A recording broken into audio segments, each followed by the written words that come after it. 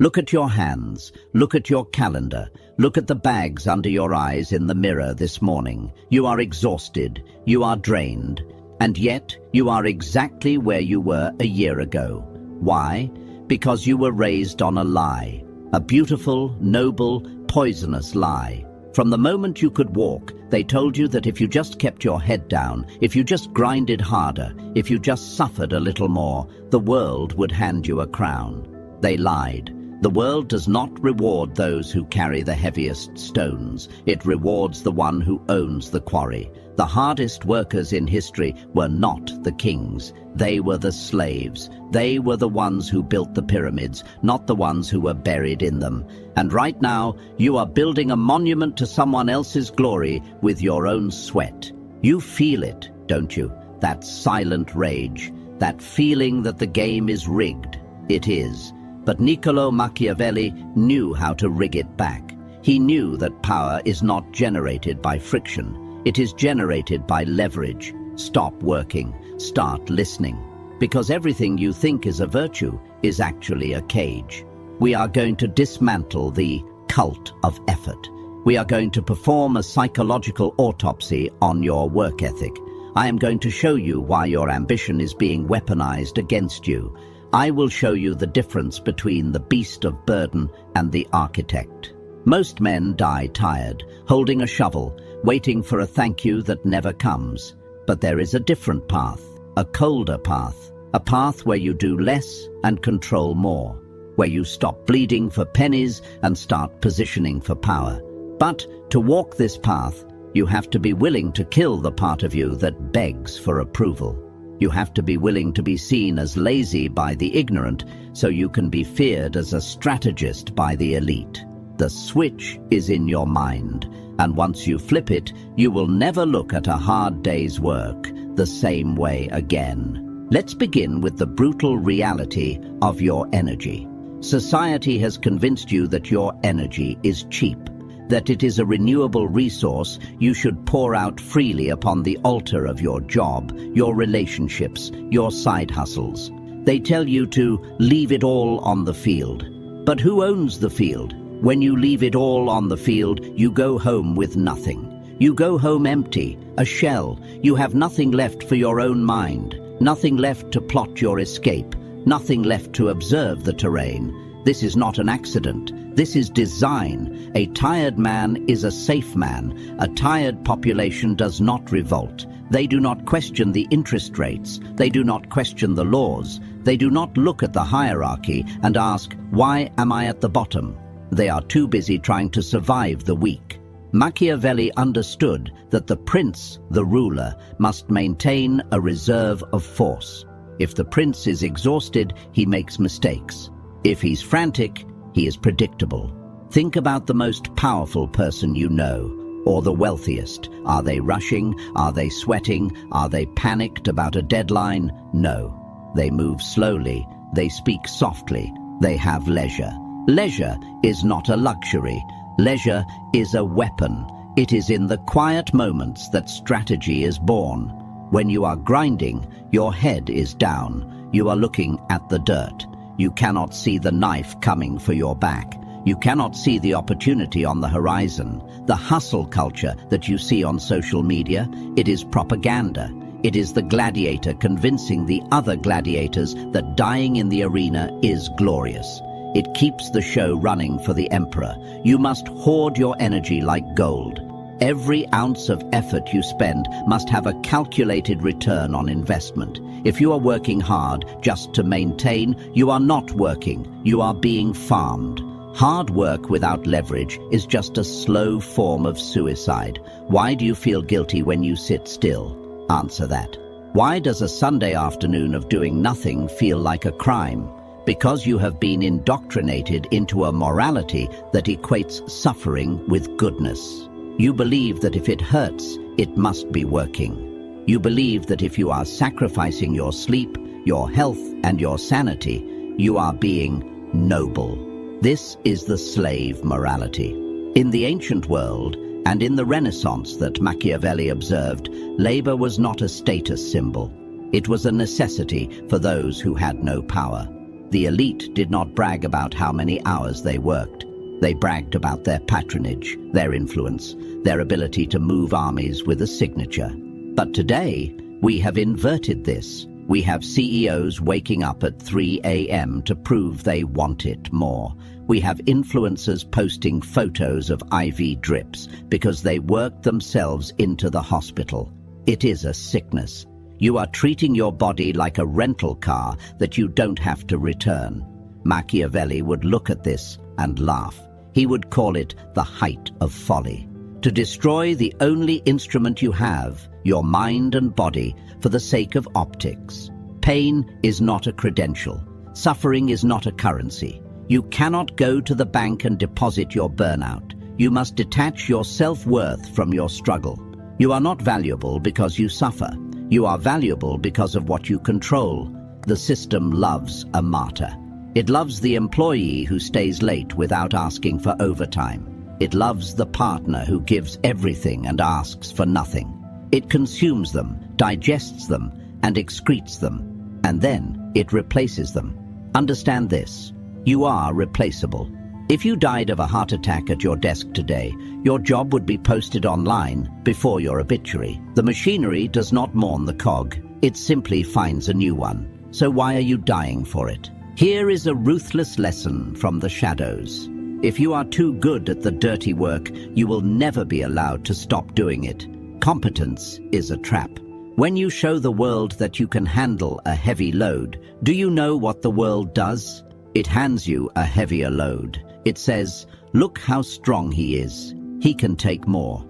And because you crave validation, because you want to be a good person, you take it. You say yes. You carry the weight of your incompetent boss, your lazy colleagues, your chaotic family. You become the pack mule. Machiavelli advised the prince to let others do the unpopular tasks, to let others get their hands dirty. This is often interpreted as cruelty, but it is actually efficiency.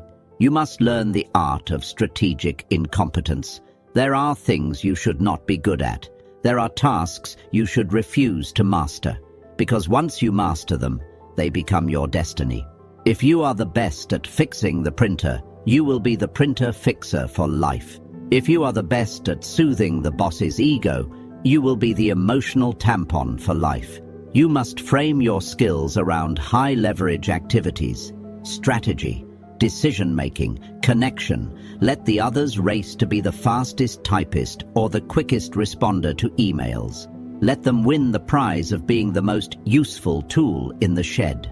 Tools are used, they are worn down, and then they are discarded. You want to be the hand that holds the tool. This requires a level of arrogance that will make you uncomfortable. You have to look at a task and say, this is beneath me. Not out of pettiness, but out of an understanding of your own value. If you value your time at 0, the world will value it at 0. Stop volunteering for exhaustion. Stop raising your hand to solve problems that do not pay you in power. Silence is often the best refusal. When a new burden is presented to the room, notice who speaks first. The anxious ones, the ones who need to please. Stay silent. Let the weight fall on someone else. Machiavelli's most famous analogy, the lion and the fox. The lion is pure force. It terrifies the wolves. It smashes through obstacles. It is the embodiment of hard work. It roars. It fights. It bleeds. The fox is different. The fox is weak physically. It cannot fight the wolf.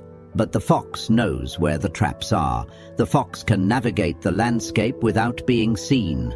Hard work is the lion. It is trying to solve every problem with brute force. It is running headfirst into the wall, hoping the wall breaks before your skull does. But the world is run by foxes. The fox does not break the wall. The fox finds the door, or the fox convinces someone else to break the wall for him. You have been trying to be a lion in a world of traps. You are roaring, announcing your grind, showing your strength, and you are getting caught in snares you didn't even see coming. Snares of office politics, snares of market shifts, snares of false promises. You need to become the fox.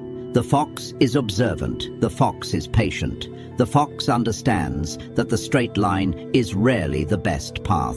Instead of working harder to get a promotion, the fox networks with the person who decides the promotion. Instead of trying to outproduce the competition, the fox changes the narrative of what quality means.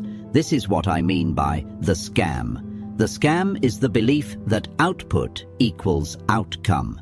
That if you output 100 units of effort, you get 100 units of reward. This is false. In the real world, you can output 100 units of effort and get 0 reward if your direction is wrong. Or you can output 1 unit of effort, a single phone call, a single decision, a single signature, and get 1,000 units of reward. This is leverage. Leverage is the separation of effort from result. The goal of your life should be to detach your income and your power from your physical presence and your physical pain. As long as you are paid for your pain, you are a prostitute of the system. I want you to be the pimp. Let's go deeper into the psychology. Why are you addicted to being busy? Because silence is terrifying. When you stop moving, you have to think, you have to feel. You have to look at the life you have built and ask, is this it? Busyness is an anesthetic. It numbs the existential dread. If you're running at 100 miles per hour, you don't have time to realize you're running in a circle. We wear our stress like a uniform. I'm so swamped. I'm slammed. I'm drowning. We say these things with a hidden pride. We are signaling to the tribe, look at me, I am important, I am needed. But being needed is not the same as being powerful. The janitor is needed, the server is needed, the bus driver is needed. If they stop, the system halts, but they are not powerful.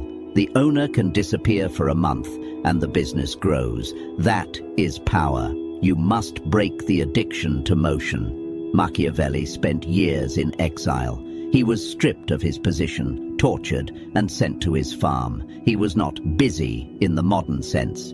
He sat in his study, he read history, he thought.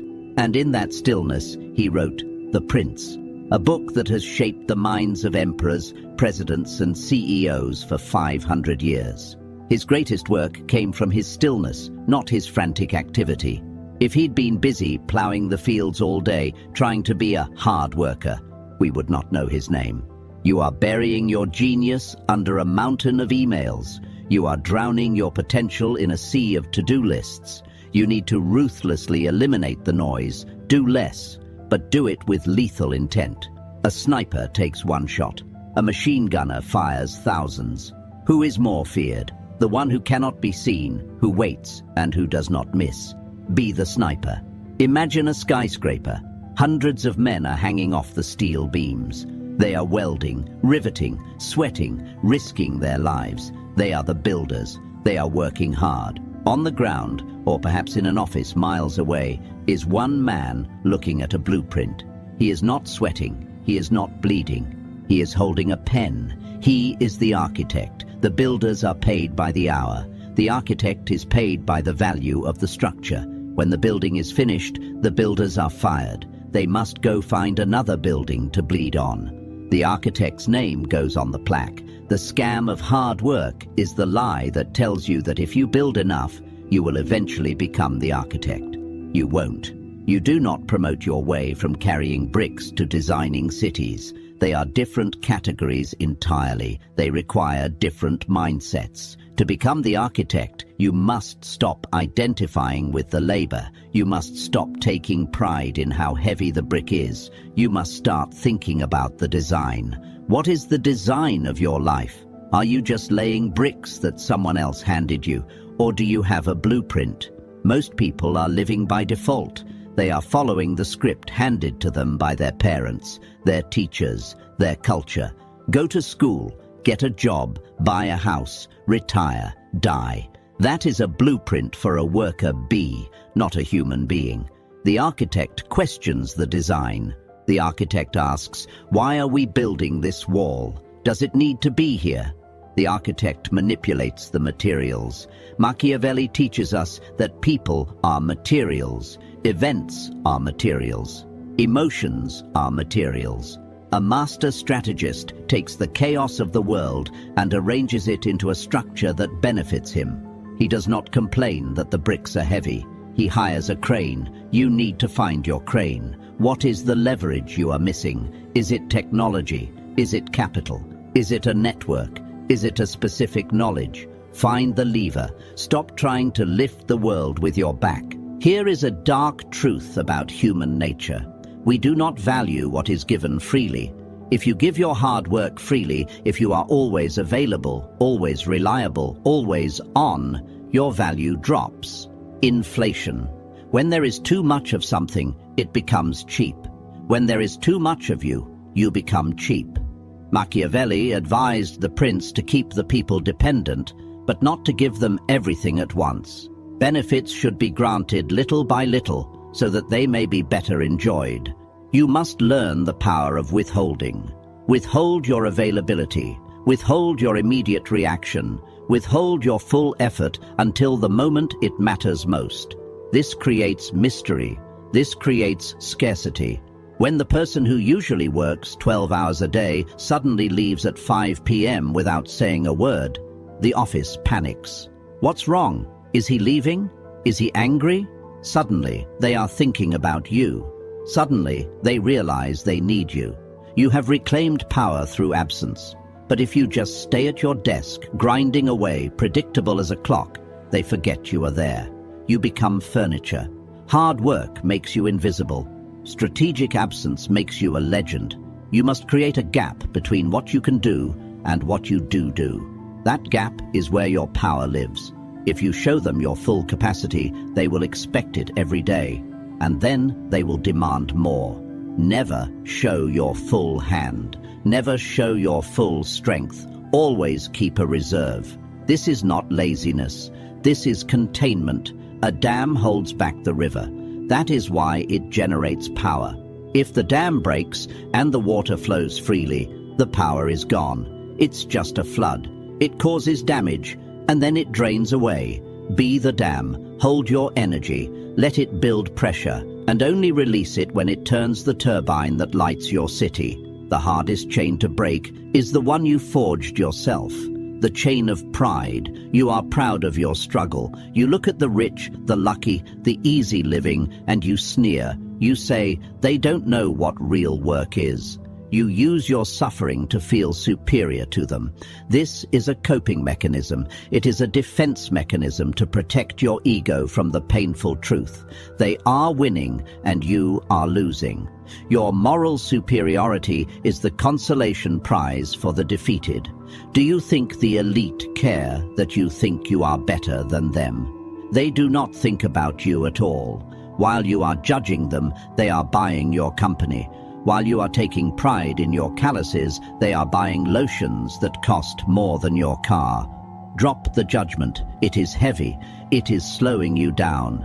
Admit that you want an easier life. Admit that you want power. Admit that you want resources without having to break your back for them. There is no shame in wanting ease. The universe follows the path of least resistance. Water flows downhill. Electricity takes the shortest circuit.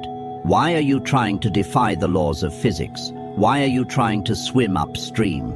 Machiavelli was a realist. He looked at the world as it is, not as it should be. As it is, the world rewards cunning, timing, and leverage. It punishes blind obedience and excessive labor. You can scream at the sky. You can say it isn't fair. You can cling to your moral high ground while you sink into poverty. Or you can accept the rules of the game and start playing to win. The game does not care about your feelings. The scoreboard does not ask how much you sweated. It only asks, did you win? So how do you escape? You cannot just quit your job tomorrow.